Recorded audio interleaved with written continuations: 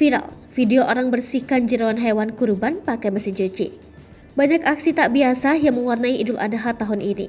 Salah satunya adalah viral video seorang bapak-bapak sedang membersihkan jeroan hewan kurban dengan cara tak biasa. Bagaimana tidak, ia menggunakan mesin cuci untuk membersihkan jeroan.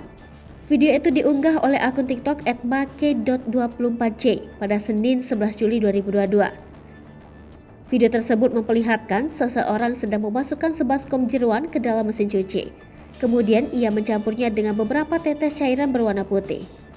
Tampak dalam video itu, setelah mengisi air di mesin cuci, orang tersebut langsung menggiling jeroan-jeroan di mesin cuci. Selama beberapa waktu hingga air cucian berwarna hitam, lalu ia mengangkat jeroan yang telah dibersihkan. Sejak diunggah di laman media sosial TikTok, video tersebut menjadi viral dan hingga saat ini telah ditonton sebanyak 8 juta kali di aplikasi TikTok.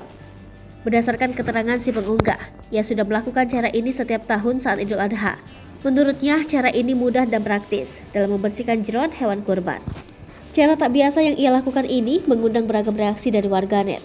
Banyak yang mempertanyakan dari mana ia mendapat ilmu membersihkan jeroan menggunakan mesin cuci, dan ada yang menyayangkan aksi tersebut karena dianggap malah merusak mesin cuci dan tidak sesuai fungsi dari mesin cuci untuk membersihkan pakaian.